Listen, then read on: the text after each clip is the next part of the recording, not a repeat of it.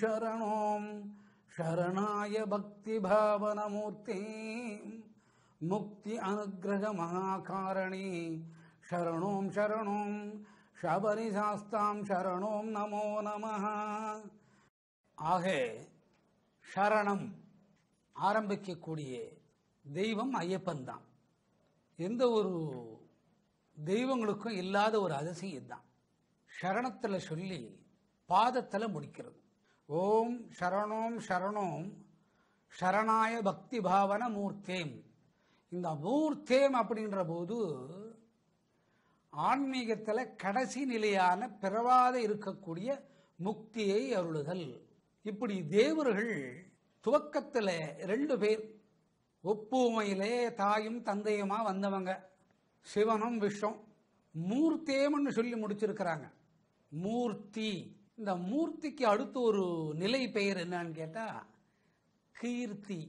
அரக்கனே தேடிண்டு போய் அவன் இருக்கிற இடத்துல, மகிஷி இருக்கக்கூடிய இடத்துல ஆன்மீக போதனையை செஞ்சு பழைய உருவத்தை கொடுத்து தேவர் சபைகளில் சேர்த்து நடந்ததெல்லாம் மறக்க செய்து நுகர்வு இச்சைகள், காம இச்சைகள் மறக்க செய்யறதுன்னு பேர் இருக்கு. இந்த சரணோம் சரணோம்னு சொல்லச்சே அமிர்த கலசத்தில் இருக்கக்கூடிய சக்தி சிவனாலையும் விஷ்ணுவாலையும் இணையப்பட்டு பிரம்மத்தினாலே சரணாய பக்தி பாவன மூர்த்தேம் மூர்த்தம் சொல்றது. மூல பிரகிருத்தின்னு பேர் இதுக்கு. மூல பிரகிருத்திங்கிறது அணுவுக்கு முன்னாலான விஷயம். அணுவை பிரிக்கலான்னு சொல்றா, அணுவை பிரிக்க முடியாதுன்னு சொல்றா. அதுக்கு முன்ன உள்ள ஒரு மகாசக்திக்கு மூல பிரகிருதி, அதுக்குதான் மூர்த்தி. இது யார் உணர்ந்தது? அசுரத்தன்மை வாய்ந்த ஆணும் பெண்ணும் உணர முடியும். அதில் முக்கியமாக உணர்ந்தது யார்? பெண். மூல பிரகிருதிக்கு முன் இந்த மாதிரி தெய்வத்தை தயார் பண்றதுக்கு ஆயத்தமான ஒரு அறிவு வேணும். அந்த ஆயத்தமான அறிவு பிரம்மனிடத்திலிருந்து வரணும். பிரம்மனுக்கே அந்த மகாசக்தி இல்லை. இதை எப்படி செய்யலான்னு தீர்மானிக்கக்கூடிய காலத்தில் மோகினியான விஷ்ணுவையும் சிவனையும் ஒன்றிணைக்கிற மாதிரி ஒரு சந்தர்ப்பத்தை அவங்களே ஏற்படுத்தி கொடுத்துக்கிறாங்க. அப்ப பிரம்மத்துக்கு தெரியுது இந்த மூல பிரகிருதிங்கிறது அந்த மோகினியோட நாபின்ற தொப்புள்ள இருக்கு. அதுக்கு மூல பிரகிருதி எங்க இருக்குது? அந்த மூல பிரகிருதி ஏன் அந்த நாபியில் இருக்கணும்? அவங்க தான் அந்த அமிர்த கலசத்தை தொட முடியும். அப்படி தொட்டுட்டாதான் ஆணும் ஆணுமான உடல்களாலே பார்க்கடலோட மகாசக்தின்னு சொல்லக்கூடிய பெண் ரூபத்துக்குள்ள 3 முடிச்சா இருக்கக்கூடிய நாபின் தொப்புள் வழியா அமிர்தத்தோட சக்தி இருக்கிறவங்க இந்த விஷயத்தை பண்ணிக்க முடியும். யோசனை பண்ணி புறப்பட்ட போது அவர் பெண்ணாயிடுறார். காரணம் என்னன்னா, அந்த மூல பிரகிருதி நாபி முடிச்சு போட்ட காலத்தில் பெண். எந்த குழந்தை பிறந்தாலும் அந்த நாபின்ற தொப்புள் கொடியே முடிச்சு போடுவார். அதுக்கு மூல பிரகிருதி. இந்த மூல பிரகிருதின்ற நாபிக்குள்ள 7 ஆதாரத்தோட சக்திகள் அடங்கி அமர்ந்த சஞ்சீவியான சந்நியாசத்தின் தத்துவத்தை அடக்கக்கூடிய ஆள் மூலியமா தான் சாஸ்தாவை பிறக்க வைக்க முடியும். விஷ்ணுவா புறப்பட்டவர் மோகினியா மாறினதுக்கு இது ஒரு காரணம். அந்த மூர்த்தியம்ன்றதுக்கு நேர் பொருள் சாஸ்தா. சண்டை முடிஞ்சுடுத்து ஓஞ்சுடுத்தோம்னா கூட அடுத்து அடுத்து வரக்கூடியவங்களுக்கு ஞானத்தை கொடுக்கக்கூடிய ஒரு இறைவன் மூர்த்தேம். இந்த மூர்த்தேம் அப்படிங்கிறதுக்கு மூல பிரகிருதி. பிரகிருதின்றது தயாராகிறதுக்கு முன்ன, அதுக்கு முன்ன ஒரு மூலம் இருக்கு. ஜீன்ஸ்ன்னு சொல்லுவேன், பேண்ட் இல்லை, கரு. அந்த மூர்த்தி அப்படிங்கிறவர் தான் மூர்த்தே மூர்த்தாமனு சேர்றார். அப்படி பிறக்கிறதுக்கு கூட ஒருத்தர் ஆசைப்படணும்.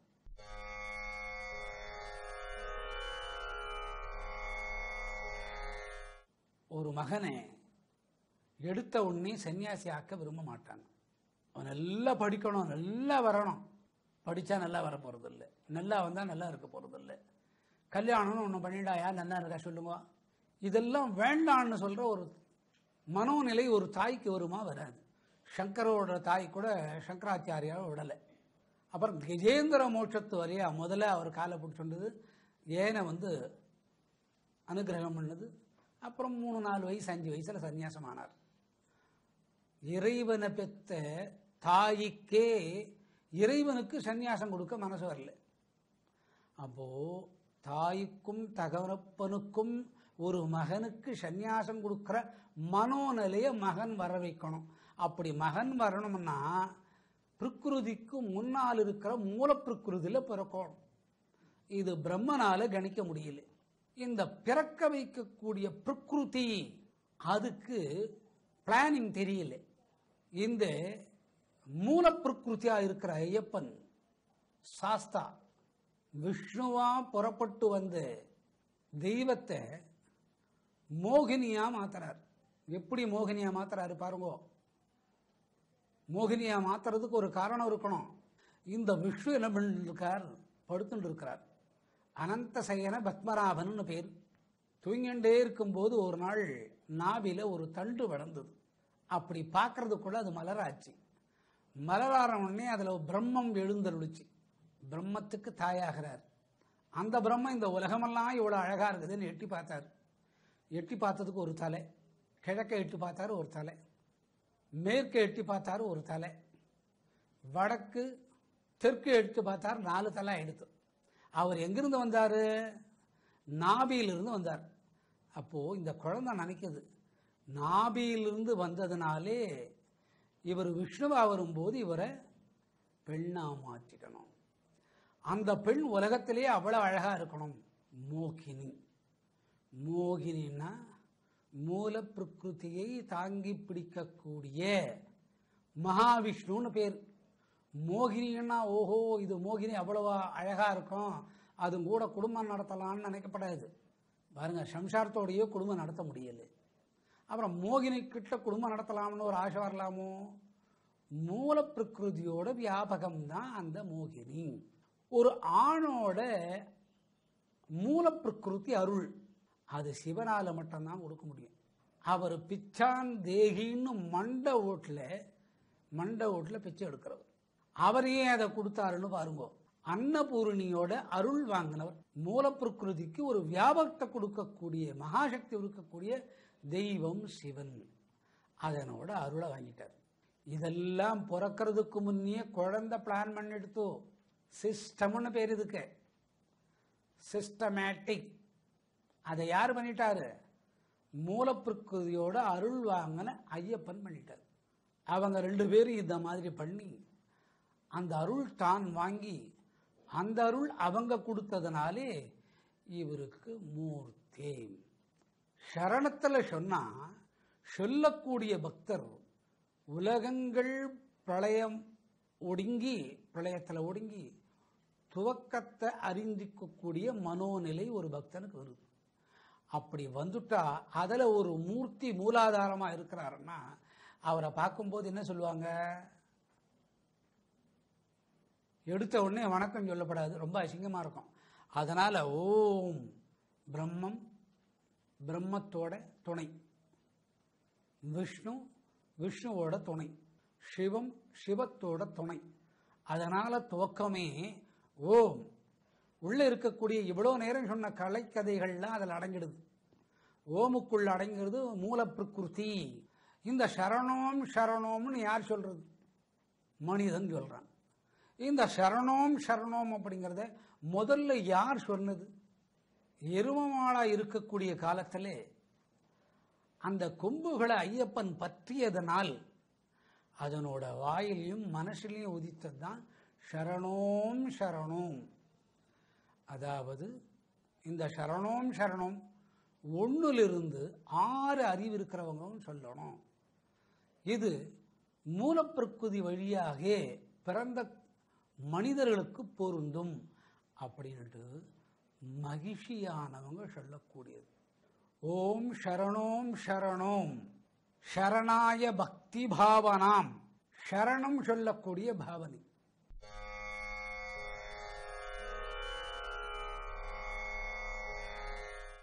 சரணாய பக்தி பாவனா மூர்த்தே.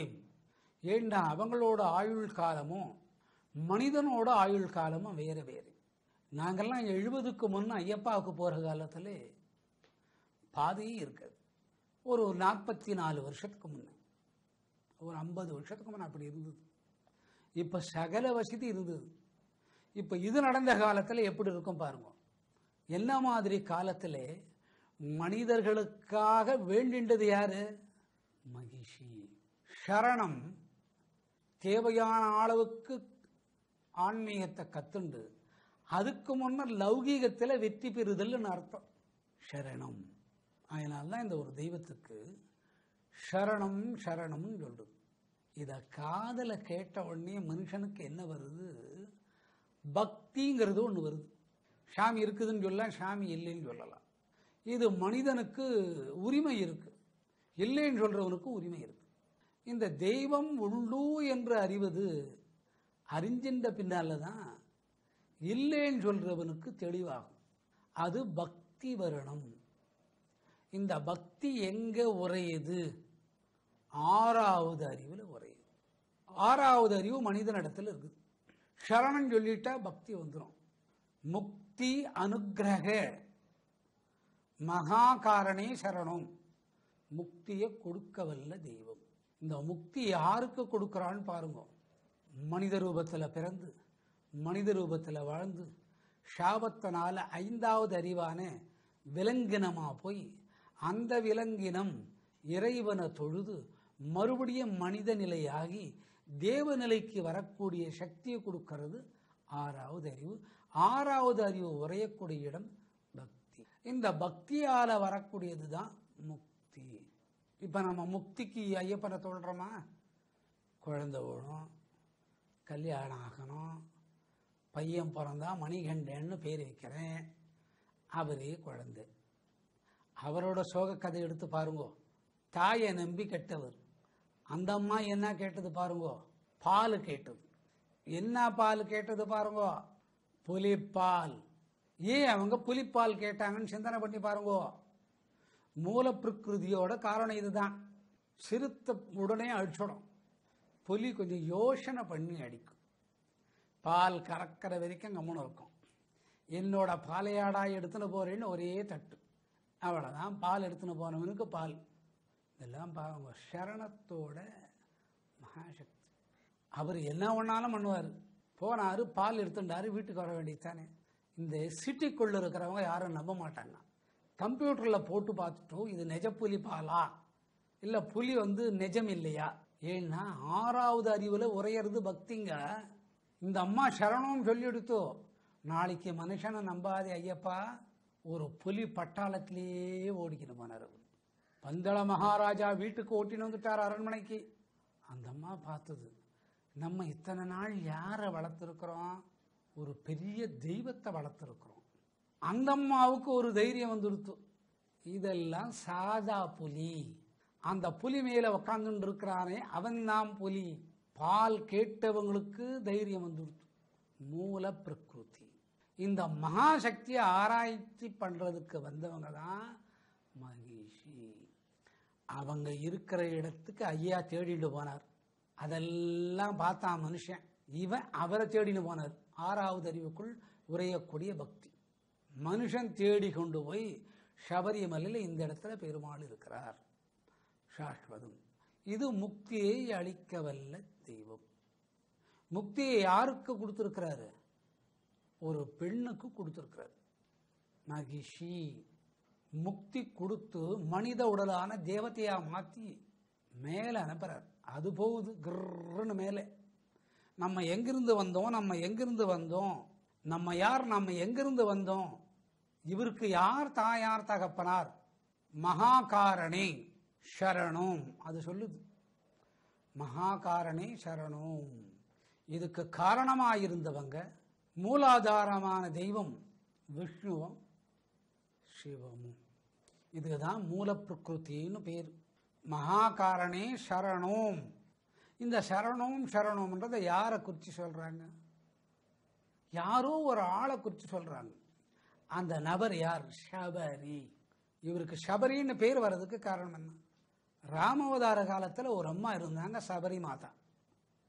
ராமனோட காரியம் ஜெயமாகணும்னுட்டு அவருக்கு ஆசி வழங்குறதுக்கு இருந்தாங்க. அந்த அம்மா பேரு சபரி. ராம அவதாரத்துக்கு முன்ன பிறந்து ராமன் வர்ற வழிக்கும் காத்துன்னு இருந்தாங்க. அந்த காட்டில் தேடி அலைஞ்சி கொய்யா பழத்தை வாங்கி ராமனுக்கோசரம் வச்சிருந்து அவர் இந்த வழியா வருவார். பகவான் இந்த பக்கம் வர்றாருன்னு அதுக்கு தெரியுது. மகிஷிக்கு யாரோ ஒரு பையன் வர போறான். அது யாரோட ஆசி வாங்கின பையன்? சபரியோட ஆசி வாங்கின பையன். அந்த சபரியில நிலையா இருக்கிறதுனால சபரி சாஸ்தாம், சாஸ்வதம்.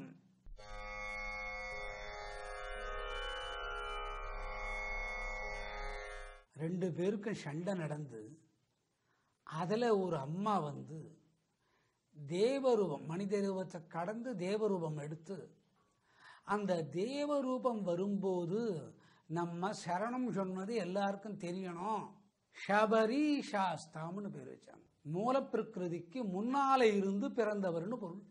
சபரி சாஸ்தாம் சரணோம் நமோ நமஹா. இது மகிஷியோட தவத்தினால நடக்கக்கூடிய ஒரு விஷயம். இதுக்கு உருவத்தை பாருங்க. எருமை தலை, மனித உடல். பெரியவா சாபம் கொடுத்துண்டா, நீ எருமையா போக கடவாய். அவங்க தாயாரும் தகப்பனாரும் சண்டை வர வச்ச. அவங்களுக்கு பிறந்த குழந்தை தான் மகிஷாசுரன், மர்த்தினின்னு சொல்ற இவங்க மகிஷி. எருமையா போக கடவாயின்னு சொல்றது கூட ஒரு காரணம் இருக்குது. எருமையா போனா கூட ஆசை விடாது. இதை தொடக்கூடியவர் மூல பிரகிருதி தியானத்தின் வழியே முக்தியை கொடுக்கிறவர் யாரா இருக்கணும்? கல்யாணம் ஆகாதவர். அப்போ முகத்துக்கு மேலே என்ன உருவம் இருக்கணும்? எருமையோட தலை இருக்கணும். அதை எந்த இடத்த அவர் கையால பிடிக்கணும்? கொம்புகளை கையால பிடிக்கணும். அதனால அவருக்கு சாஸ்தா. சரணோம் சரணோம் நமஹா, உன் பாதம் போற்றி. இந்த இறைவன் கிட்ட எது வேண்டிண்டா நடக்காது. என்ன நடக்காது? முக்தியே வருது. முக்திங்கிறது ஏன் முதல்ல சொல்லியிருக்காங்க? பிறக்காத வரத்தை அழிச்சதனாலே. யாருக்கு அழிச்சது? பெண்ணுக்கு. அப்போ முக்திக்கு முன்னால என்ன என்ன இருக்குது அதெல்லாம் மனுஷனுக்கு வரும். எத்தனை நாள் விரதம்? 48 நாள் விரதம். அவனுக்கு என்னென்ன வேணும் அவ்வளவும் கொடுக்கும். அவனோட ஆத்ம மாமிக்கு உடல் இருக்கக்கூடிய எல்லா இரத்த வியாதிகள் போகுது. ஒரு செலவை தொழிலாளி இருக்கிறார். அந்த சாதாரண மனிதன் இந்த சரணத்தை பல ஆண்டுகள் சொல்றதுனாலே, இந்த மூல பிரகிருத்தின்னு சொல்றோம் பாருங்கோ, மகாவிஷ்ணுவோட நாபியின் சக்தி. இது யாருக்கு உபயோகமாகணும்? ஒரு சாதாரணமா அன்னன்னைக்கு வேலை செஞ்சு சாப்பிட்றாளே அவளுக்கு இந்த சரணம் பலிதம் தரணம். சரணம் நமோ நமஹான்னு சொன்னா பகவானுடைய நாபியை போய் தொட்டு வணங்குது. பகவான் நாபியிலிருந்து வந்தது தான் பிரகிருதிக்கு முந்தினியவர், மூல பிரகிருதிக்கு பிந்தினியவர், பிரம்மம்னு பேர். அப்போ உலகியல் இன்பங்கள் எல்லாம் நடக்குது. உலகியல் இன்பங்கள் நடந்த அவங்க வெளுக்கும் தொழில் செய்கிறவங்களுக்கு ஆன்மீகத்தில் பற்று வருது. எங்கிருந்து ஐயப்பனை கொண்டு வர்றாங்க பாருங்க, கீழ்த்தலத்திலிருந்து. அவ்வளவு அற்புதமான ஒரு மகாசக்தி இந்த சரணத்துக்கு உண்டு. இந்த 10 பாத்திரமெல்லாம் தேய்ச்சி வைக்கிறாளே அந்த குழந்தைங்க, பெண் குழந்தைங்க இந்த சரணத்தை சொல்லிட்டா அவங்களோட வாழ்க்கை சிறப்பாகிறது. அவங்க என்ன கேட்பா? எடுத்தோடனே சாஸ்தா வரணும், காட்சி வரணும் அப்படின்னு கேட்க மாட்டா. இல்லாமை என்ன, அந்த இல்லாமைக்கு வழி என்ன, அந்த இல்லாமை வந்துடுத்து. இந்த இல்லாமைக்கு தேவையான பொருள் வந்தவனே இந்த சாதாரண மக்கள் மூல பிரகிருதிக்குள்ள தனக்கு தெரியாம தான் நுழைஞ்சதா ஐதீகமாயிடுது. குழந்தைங்க பூ கட்டுறா பாருங்க, அவளுக்கு சரணம்னு சொன்னா சரியா வந்துடும். இந்த கோயிலுக்கெல்லாம் போனா கோவில் உள்ள பெருக்குவா, அவளுக்கு இந்த சரணம் வேலை செய்யறது.